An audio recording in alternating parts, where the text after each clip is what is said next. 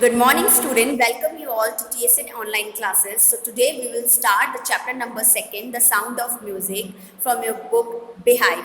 So this chapter is divided into two parts. The first part is Avril Gleamy, listen to sound without hearing it. So, and the second part is the Shehnai of Bismillah Khan. So first part we have already discussed, and line by line I explained you. Okay, so today we will start the second part, that is the Shehnai of Bismillah Khan. So here the Bismillah Khan, जब भी आप बिस्मिल्लाह खान के बारे में आप लोगों ने कभी सुना होगा, of course आप लोगों ने सुना होगा, because he is a legend. Why do I say he is a legend? Because he did something which has historical significance. Because he played a Shehnai on the day India got independence, that is 15th August 1947 at the Red Fort, okay, in front of the Prime Minister. All right. So here आप लोग बहुत सारी images यहाँ पे देख रहे होंगे, बहुत सारी इमेजेस हैं. और who is he is Bismillah Khan. ये जो इमेज आप देख रहे हैं बिस्मिल्लाह खान की इमेज है. एंड ये जितनी भी आपको सारी इमेजेस दे रहे हैं, they have played a different instrument. Alright, जैसे ये तबला प्ले कर रहे हैं, ये शायद समथिंग फ्लूट जैसा कुछ है, ये प्ले कर रहे हैं, सितार कोई प्ले कर रहा है, तो ये डिफरेंट चीज़ें प्ले कर रहे हैं. Alright, so let's read. Think of the Shehnai, and the first thing you will probably imagine is a wedding or a similar occasion or function. So whenever we think about marriage or some auspicious occasion, तो हमारे दिमाग में शहनाई आती है. और जब भी अगर हम शहनाई के बारे में सुनते हैं तो सबसे पहले शहनाई वर्ड किससे हम इंटरकनेक्ट कर सकते हैं, कोरिलेट कर सकते हैं? वेडिंग से, या सब कुछ ऑस्पिशियस डे होता है, कोई ओकेजन होता है, उससे हम बहुत ही इंटरकनेक्ट कर सकते हैं, रिलेट कर सकते हैं. So the next would probably be Ustad Bismillah Khan, the shehnai maestro playing this instrument. So here the word maestro, see this word maestro. Maestro means क्या होता है? किसी चीज़ में आपने मास्टरी कर रखी हो, मतलब आपने PhD कर रखी हो, बहुत ज़्यादा स्मार्ट हो किसी चीज़ में, ठीक है, उसको maestro कहते हैं. तो here जो उस्ताद बिस्मिल्लाह खान है वो maestro है किसमें? To playing the instrument like shehnai. All right. So the first point,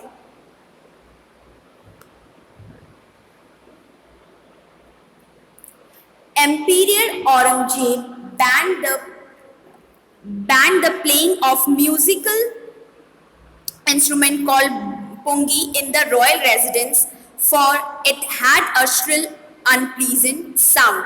So here, when the Mughal ruled India, before the Britishers came to India, all right. So वहाँ पे there was a very famous Mughal ruler, that is Aurangzeb. So here the Aurangzeb prohibited. So banned means prohibited. The instrument called pungi. So why did he ban pungi? Because pungi का जो sound था, pungi had a shrill or unpleasant sound. Shrill means very sharp, okay, और unpleasant means that is something not like. तो उसको जो music था और जो श्रिल म्यूज़िक था उसको बेसिकली पसंद नहीं था, एम्पीरियर औरंगजेब को पसंद नहीं था. That's the main reason he ban pungi. All right, pungi became the generic name for reeded noisemaker. So here the word reeded means wind instrument which have reeds like the flute, the clarinet, etc. So यहाँ पे read से मतलब ये है कि something कोई flute जैसा जो हॉलो हो, जिसमें बहुत मतलब हॉलो हो और जिसमें पॉइंट्स दे रखे हों, बहुत सारे होल्स कर रखे हों, राइट, उसे यहाँ पे रीड कहा गया है. और एक जेनेरिक नेम दे दिया है, ठीक है. जेनेरिक नेम किसको दे दिया है? पुंगी एक जेनेरिक नेम हो गया है कि इस तरीके जैसे फ्लूट है या कोई भी अदर जो रीड जैसा लगता है कोई भी इंस्ट्रूमेंट, तो उसे पुंगी ही कहा जाने लग गया. All right. So few had thought that it would one day be revived. तो सब कुछ लोग सोचते होंगे one day be revived means brought back to life. तो कुछ लोग सोचते हैं कि एक दिन तो ये वापस आएगा, मतलब जो पुंगी का जो दौरा है या पुंगी का जो एरा है वो वापस आएगा. A barber of a family of professional musicians who had access to the royal place decided to improve the tonal quality of the pungi. So as the pungi had an unpleasant sound, so there was a barber who belongs to a family of professional musicians. So he wanted to play the pungi, but he knew that the sound produced by the pungi was unpleasant.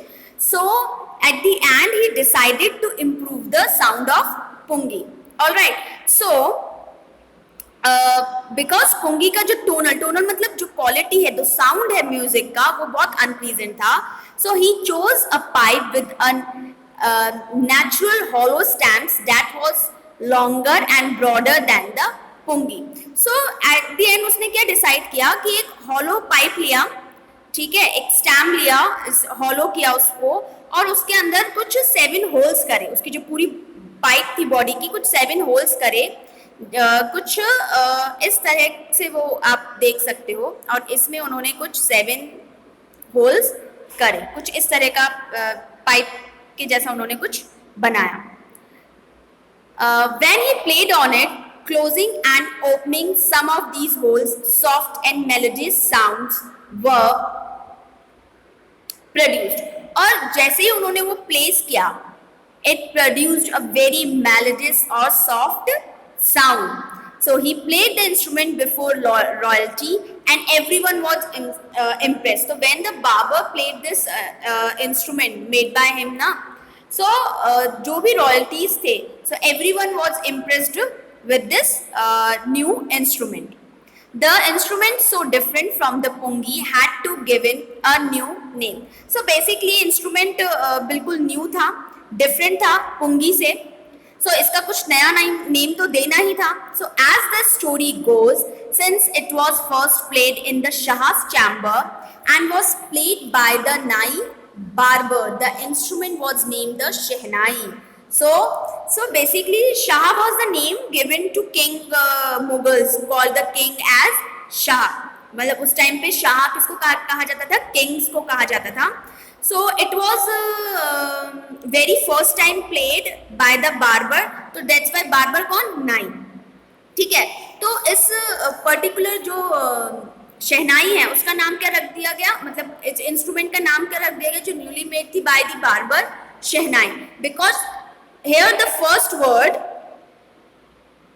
Shah, Shah means king, and Nai, the second word is Nai. Nai means barber. तो शह नाई, तो basically शह stand for Shah and Nai stand for barber. So इसके बाद से it's we known as so it's become shehnai. All right. आप देखो यहाँ पे पुंगी की भी पिक्चर दे रखी है और शहनाई की भी पिक्चर दे रखी है. आप दोनों में डिफरेंस देख सकते हो. पुंगी का जो स्टेम है देखा आपने कितना ये ऐसे लंबा सा है और इसमें 7 होल्स किए जा रहे हैं और हॉलो है, right. Second paragraph. The sound of the shehnai begin to be considered auspicious. So here the word auspicious means promising to bring good fortune. Means कि हमारा कुछ auspicious day होता है, कुछ फेस्टिवल आप कह सकते हो, बहुत अच्छा दिन होता है, गुड फॉर्च्यून लेकर आता है, उसे auspicious कहते हैं. And for this reason it is still played in temples and is an indispensable component of any North Indian wedding. So here the word indispensable means without which a piece of work cannot be done. मतलब इसके बिना कोई चीज possible नहीं, मतलब कोई auspicious day possible है ही नहीं.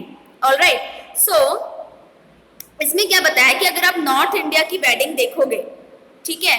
और आप नॉर्थ इंडिया की वेडिंग में आप क्या देखोगे, वहां पे अगर कोई ऑस्पिशियस डे होता है और या मंदिरों में या टेम्पल्स में, ये तो कंपलसरी है कि वहां पे क्या बजेगा, शहनाई बजेगी। आप सुन सकते हो वहां पे शहनाई।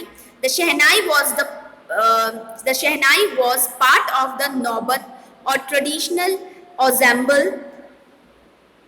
ensemble of 9 instruments found at royal courts.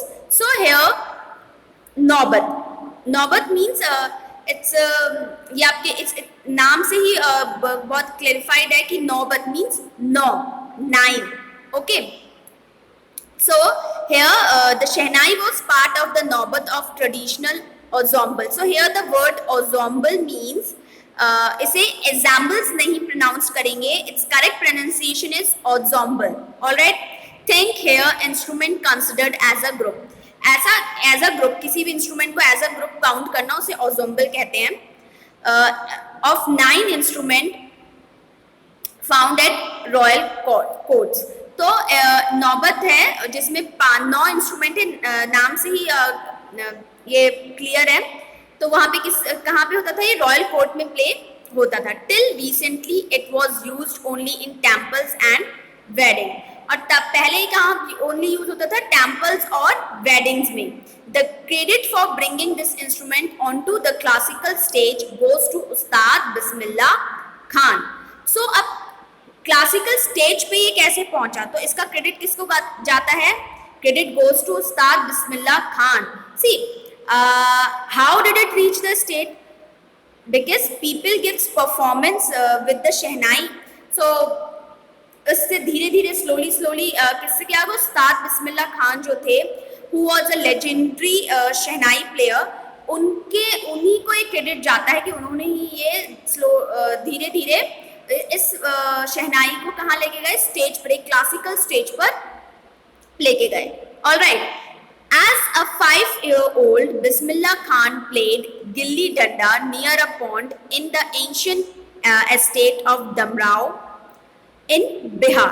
So now from here we start reading the story of Ustad Bismillah Khan, and when he was 5 years old, that time he used to play gilli danda. Is an old sport quite similar to cricket. All right, but it's not a cricket, मतलब थोड़ा बहुत cricket से आप इसे connect कर सकते हो। All right, तो अब उनके बचपन की बात हो रही है। When he was 5-year-old, तो कहाँ पे थे वो, गिल्ली डंडा खेलते थे नियर द पॉन्ड दमराव, जो बिहार में है। He would regularly go to the nearby Bihariji temple to sing the Bhojpuri Chaheta. So वो क्या करते थे, देखो ये बहुत अच्छी चीज़ है। एक तो वो मुस्लिम थे, सेकेंड चीज़ कि वो बिहारी जी टेम्पल में जाकर भोजपुरी में चहिता गाते थे। Alright, at the end of which he would earn a big laddu weighing 1.25 kg, a prize given by the local Maharaja. And by the local Maharaja as a prize, उन्हें क्या दिया जाता था, he would earn 1.25 kg laddu, right, as a reward उनको ये दिया जाता था जब वो क्या सिंग करते थे, चहिता। This happened 80 years ago, and the little boy has traveled far to earn the highest civilian award in India, the Bharat Ratna. अब देखो ये जर्नी कहाँ से है, जब वो 5 years के थे, ठीक है, और तब उन्होंने क्या मिलता था उनको एज ए रिवॉर्ड, 1.25 kg का लड्डू। ऑलराइट, और जब वो 80 years के हुए तो यहाँ से लेकर ये कितनी लॉन्ग जर्नी है जो उन्होंने कवर करी। ऑलराइट, तो उन्होंने पहले एज अ रिवॉर्ड उनको क्या मिलता था, लड्डू जो 1.25 kg का था। और जब वो मतलब ये जो डिस्टेंस इन्होंने कवर्ड किया, एक बॉय से लेकर एक ओल्ड मैन तक का, उसके बाद उन्होंने एक बहुत बड़ा एक सिविलियन अवार्ड उनको मिला, that is the Bharat Ratna award. Alright, born on 21st March 1916, Bismillah belongs to a well-known family of musician from Bihar. So he was born in the family of musician and he was born on 21st March 1916. कहाँ से थे ये? He belongs to Bihar. His grandfather Rasool Bucks Khan was the Shehnai Nawaz of the Bhojpuri King's Court. अब इनके जो grandfather थे उनका नाम क्या था? रसूल बक्स खान, और वो कहाँ पे शहनाई प्ले करते थे? भोजपुर किंग्स कोर्ट में. And his father Paigambar Bux and the other paternal ancestors were also great shehnai players. मतलब इनके फादर जो अदर एंसेस्टर्स हैं इनके, ancestors means ancestors of the father, मतलब जो पुराने जो एंशियंट टाइम के जो इनके पैटर्नल एंसेस्टर्स हैं उनकी बात करी थी. तो वो सब क्या थे? शहनाई प्लेयर थे. तो we can say here he acquired the skill of playing the shehnai from his paternal ancestors. All right.